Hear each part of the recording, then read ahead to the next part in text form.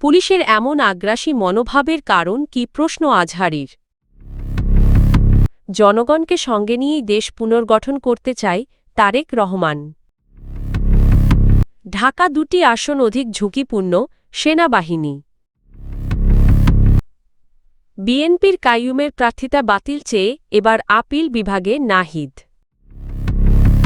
জামায়াত আমিরের নির্বাচনী বিতর্কে অংশ নেওয়ার আহ্বান জানাল বিএনপি। জাতিসংঘের তত্ত্বাবধানে শরীফ ওসমান বিন হাদি হত্যার তদন্ত ও বিচার দাবিতে প্রধান উপদেষ্টার বাসভবন যমুনা অভিমুখে মিছিল করলে ইনকিলাব মঞ্চের নেতাকর্মীদের ছত্রভঙ্গ করতে পুলিশ জলকামান ও টিয়ার গ্যাস ব্যবহার করে। এ ঘটনার পর পুলিশের ভূমিকা নিয়ে প্রকাশ্যে প্রশ্ন তুলেছেন জনপ্রিয় ইসলামী বক্তা মিজানুর রহমান আজহারী। শনিবার ৭ই ফেব্রুয়ারি নিজের ভেরিফাইড ফেসবুক পোস্টে আজহারী লেখেন, ভিডিওতে দেখা যাচ্ছে ব্যাপক উৎসাহ নিয়ে ছাত্রছাত্রীদের বেধড়ক পেটাচ্ছে পুলিশ। চাইলেই অ্যাটাকের ভান করে ছত্রভঙ্গ করে দেওয়া যেত। কয়েক মাস আগে একজন পুলিশ কর্মকর্তা এমন সংযত আচরণের জন্য প্রশংসাও কুড়িয়েছিলেন। তাহলে হঠাৎ পুলিশের এমন আগ্রাসী মনোভাবের কারণ কি? তিনি বলেন, বিচার চাইতে এসে শিক্ষার্থীদের এমন নির্মমতার শিকার হওয়া লজ্জাজনক ও দুঃখজনক। দায়িত্ব পালনের সময় সব পোশাকি বাহিনীর কাছ থেকেই আরও সংযত পেশাদার ও মানবিক আচরণ প্রত্যাশা করেন তিনি। পোস্টের শেষাংশে আজহারী স্পষ্ট ভাষায় বলেন, ইনকিলাব মঞ্চের প্রতিবাদ সমাবেশে পুলিশের মারমুখী আচরণ ও অতিরিক্ত বলপ্রয়োগের তীব্র নিন্দা জানাই। এই মন্তব্যের পর সামাজিক যোগাযোগ মাধ্যমে পুলিশের ভূমিকা নিয়ে নতুন করে বিতর্ক ও আলোচনা শুরু হয়েছে। বিএনপির চেয়ারম্যান তারেক রহমান বলেছেন, দেশের জনগণকে সঙ্গে নিয়েই বিএনপি বাংলাদেশ পুনর্গঠন করতে চায়। তিনি বলেন, এই দেশের প্রকৃত মালিক জনগণ এবং জনগণের সহযোগিতা ছাড়া কোনো পরিকল্পনা বাস্তবায়ন সম্ভব নয়। শনিবার দুপুরে ঠাকুরগাঁও সরকারি বালক উচ্চ বিদ্যালয় মাঠে আয়োজিত নির্বাচনী জনসভায় প্রধান অতিথির বক্তব্যে তিনি এসব কথা বলেন। তারেক রহমান বলেন, বিগত ৩টি নির্বাচনে জনগণের প্রত্যাশা পূরণ হয়নি এবং ভোটাধিকার হরণ করা হয়েছে। তবে এবারের নির্বাচন জনগণের সেই হারানো অধিকার পুনরুদ্ধারের সুযোগ এনে দিয়েছে। তিনি আরও বলেন, আসন্ন নির্বাচন শুধু জনপ্রতিনিধি বাছাইয়ের জন্য নয়, এটি দেশ পুনর্গঠনের একটি গুরুত্বপূর্ণ মুহূর্ত। আগামী ১২ই ফেব্রুয়ারি ভোটের মধ্য দিয়ে দেশের মানুষ তাদের অধিকার পুনরায় প্রয়োগ করবে বলেও আশাবাদ ব্যক্ত করেন তিনি। ত্রয়োদশ জাতীয় সংসদ নির্বাচনকে সামনে রেখে ঢাকার ১৪১৬ ও ১৮ আসনের ১৮% ভোট কেন্দ্রকে ঝুঁকিপূর্ণ হিসেবে চিহ্নিত করা হয়েছে। এর মধ্যে ২টি কেন্দ্রকে অধিক ঝুঁকিপূর্ণ বলে জানিয়েছেন সেনাবাহিনীর Mirpur camp commander lieutenant colonel SM. Fuad Masrur. শনিবার ৭ই ফেব্রুয়ারি দুপুরে মিরপুর শহীদ সোহরাওয়ার্দী ইনডোর স্টেডিয়ামে আয়োজিত এক সংবাদ সম্মেলনে তিনি এ তথ্য জানান। তিনি বলেন, ভোট কেন্দ্রগুলোকে ৩টি ক্যাটাগরিতে ভাগ করা হয়েছে: সাধারণ, মধ্যম ঝুঁকিপূর্ণ এবং অধিক ঝুঁকিপূর্ণ।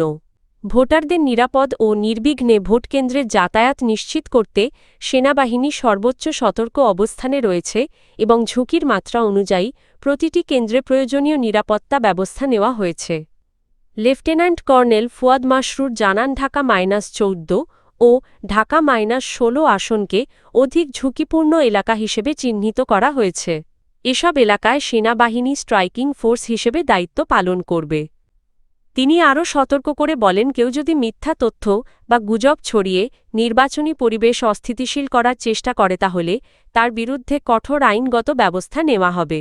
ঢাকা -11 আসনে দ্বৈত নাগরিকত্ব ও তথ্য গোপনের অভিযোগে বিএনপি মনোনীত প্রার্থী এম.এ. কাইয়ুমের প্রার্থিতা বাতিল চেয়ে করা রিট খারিজের আদেশের বিরুদ্ধে আপিল বিভাগে আবেদন করেছেন ১১ দলীয় জোটের প্রার্থী ও জাতীয় নাগরিক পার্টির এনসিপি আহ্বায়ক নাহিদ ইসলাম।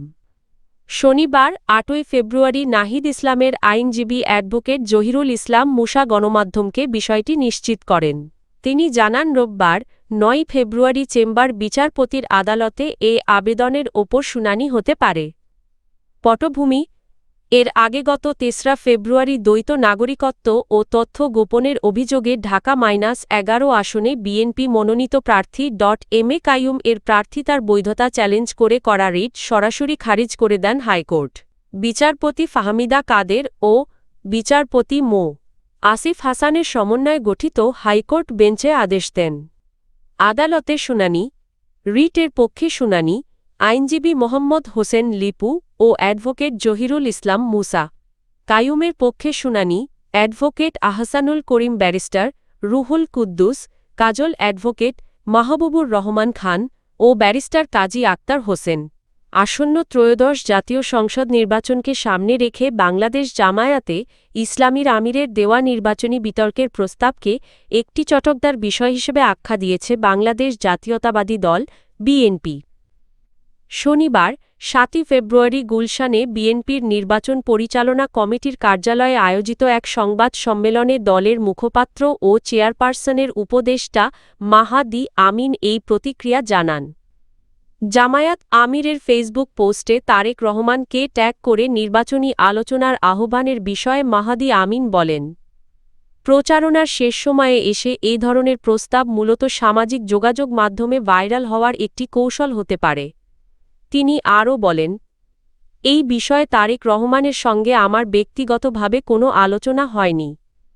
তবে ফেসবুকে একটি পোস্ট করে তারেক রহমানের অ্যাকাউন্ট ট্যাগ করাটা আমার কাছে বেশ চটকদার বলেই মনে হয়েছে। বিএনপির নির্বাচনী মুখপাত্র জানান, সামনে দু-এক দিন দলের চেয়ারম্যানের কোনো সময়সূচি খালি নেই। একই সঙ্গে তিনি জোর দিয়ে বলেন, বিএনপির নীতিগত অবস্থান বা পলিসি হঠাৎ করে তৈরি হয়নি।